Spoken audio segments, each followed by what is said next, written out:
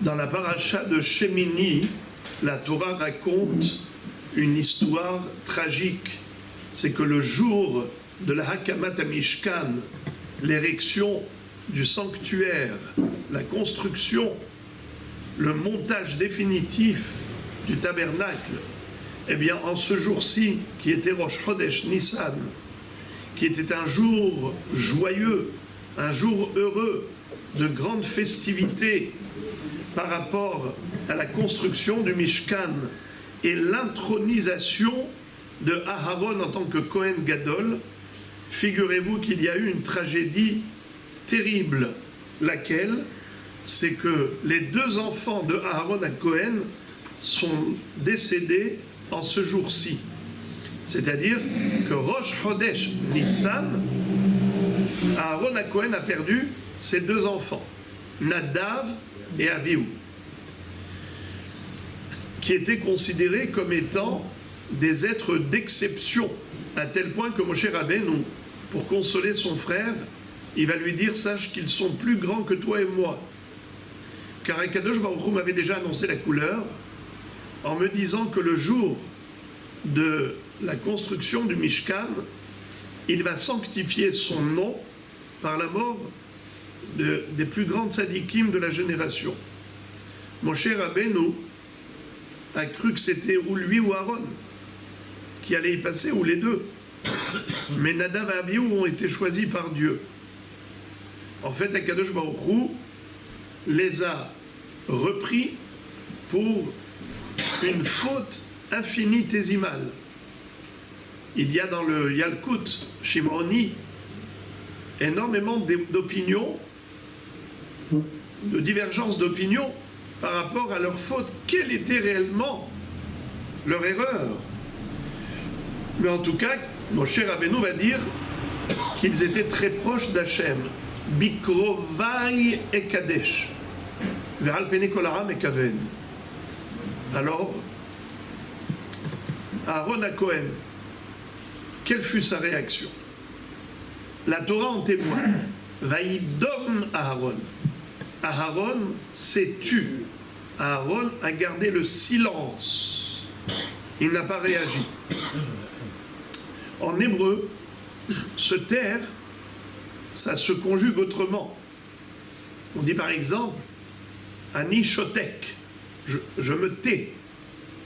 Ou bien, sheket, ou maharish. Il y a plusieurs verbes qui indiquent la même notion de garder le calme et le silence, se taire, tout simplement. Or, la Torah n'a pas employé l'un de ces verbes. Elle a employé un verbe assez rarissime, Vaïdom Aharon. Qu'est-ce que ça veut dire Vaïdom Aharon? Vaïdom, la racine, c'est domaine. Vous savez qu'il existe 4 niveaux dans la création. Le minéral, le végétal, l'animal et l'humain. En hébreu, domaine, tsomeach, hay et medaber. Si on frappe un homme vivant, un être humain, comment il réagit? Eh bien, il vous rend l'appareil. Au moins, il va, s'il ne peut pas se venger, garder rancune, vous en vouloir. N'est-ce pas? C'est la nature humaine. Il ne va pas se laisser faire. Il va se venger immédiatement, surtout dans un cadre de légitime défense. S'il ne peut pas, alors il va garder rancune, il va bouillonner. Si on frappe un animal, il s'enfuit, il prend la fuite. Si on frappe un végétal, il ne peut pas s'enfuir, et il ne peut pas rendre l'appareil. Qu'est-ce qu'il fait? Eh bien, il meurt. Il a une réaction, c'est qu'il perd sa vitalité. Si on frappe du minéral, un élément inerte, aucune réaction. Rien. Ni il se venge, ni il garde rancune, ni il meurt. Il reste tel quel, immuable, invariable. Rien. pas de réaction. Vaïdom Aharon, le cœur de Aharon à Cohen, non seulement qu'il ne s'est pas révolté contre Akadosh Baruch Hu Chas v'Shalom, non seulement qu'il n'a pas fait une dépression, mais il n'a même pas réagi comme si de rien n'était, comme si c'était du minéral, comme si son cœur était inerte. Mieux encore. Rashi dit, Masachar kibel al shtikato, quelle fut la récompense de Aaron à Cohen pour son silence? Eh bien, c'est qu'il a mérité que la parole divine s'adresse à lui. Directement. Il a eu le srout d'avoir le dibour d'Akadosh Baruch Hu. Alors qu'en général, les ordonnances divines passaient via Moshe Rabbeinu, de Akadosh Baruch Hu à Am Israël, cette fois-ci, Aaron à Cohen a mérité d'avoir directement la parole d'Hachem. En quoi c'est une mida keneged mida? A priori, lui, il s'est abstenu de parler, de se révolter, eh bien il a mérité la parole sacrée d'Hachem.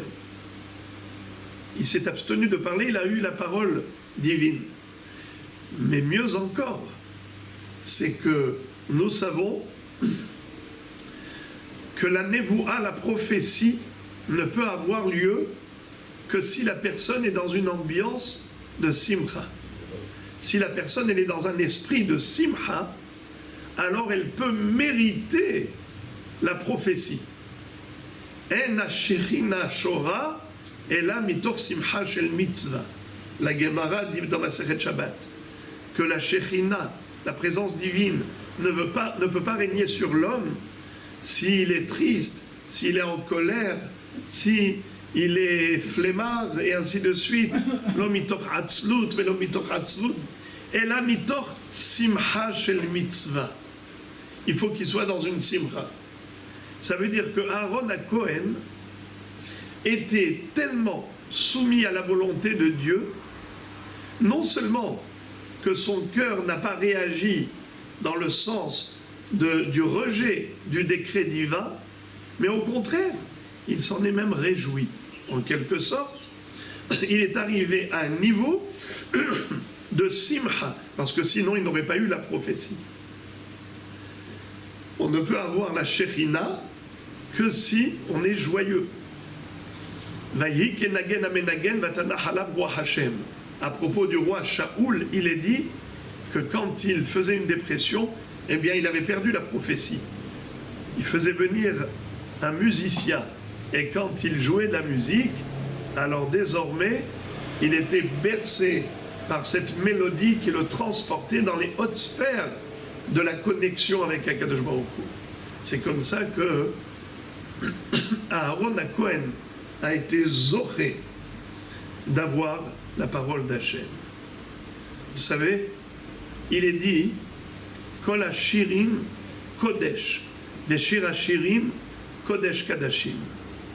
Tous les chants sont sacrés, mais le cantique des cantiques est le saint des saints. Qu'est-ce qu'il y a dans Shir ha-shirim de plus que dans tous les chants? Voyez-vous, les chants Az Yashir Moshe Bnei Israël. À quel moment Bnei Israël a chanté? Après la traversée de la mer Rouge et la noyade des Égyptiens. Ils sont sortis de là, sains et saufs, victorieux. Après le Be'er Miriam, vous vous souvenez, dans Parashat Rukat, la Torah nous raconte qu'il y avait des Moriim qui s'apprêtaient à jeter sur la tête des Bnei Israël des rochers.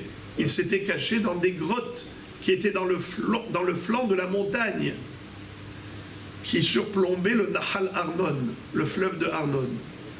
Ils s'attendaient à ce que les Bnei Israël passent par là, et en longeant le fleuve, ils allaient leur jeter des projectiles et des rochers sur la tête. Ces Moriim s'étaient cachés dans les grottes. Or, qu'est-ce qu'il a fait? Il a rapproché les deux montagnes qui étaient l'une en face de l'autre, et les rochers de l'une sont rentrés dans les grottes de l'autre, Et c'est comme ça qu'ils ont été broyés. Tous les ennemis d'Israël ont été broyés. Les montagnes sont retournées à leur place. Quand les Béné Israël sont arrivés, ils ne se sont pas rendus compte du miracle dont ils étaient bénéficiaires. Akadosh Baruch Hu a dit, mais qui va annoncer à mes enfants les miracles que j'ai faits en leur faveur? Qui va les informer? Que fait Dieu? Il envoie le Ber Miriam, ce rocher de forme circulaire qui était concave, qui a plongé dans le Nahal Arnon et qui a fait remonter les résidus des corps humains avec le sang des Moriim, qui étaient leurs prédateurs, qui tentaient de leur tendre une embuscade. N'est-ce pas? Eh bien, ils ont chanté. Az yashir Israël et ashira hazot, ali be'er enulah, be'er hafaru asarim, karwa nedive ha'am, bimchokek b'mish'anotam, umimidbar matana, umimatana nahaliel, umnahaliel bamot, umibamot haggai v'nishkefa al pene ha'yeshimon. Les Bnei Israël se sont mis à chanter, certes, après un sauvetage miraculeux. Mais qu'est-ce qu'il y a dans Shir HaShirim?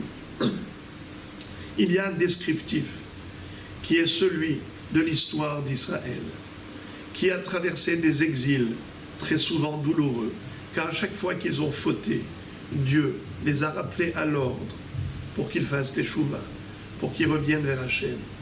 Alors il est décrit la chose suivante. Metzaouni ha-shomerim, ha-sovevim ba'ir, hikuni, petzaouni, nas'u et redidi me'alai, shomrei ha-homot. Et après, le passage d'après, im timtseu et dodi matagi, ishbati et rebenot Yerushalayim. Im timtseu et dodi matagidulo, shecholat ahava ani. Bien que Am Israël a subi des coups, des plaies, des mortifications, des tribulations, des persécutions, tellement de blessures. Hikuni petsaoni.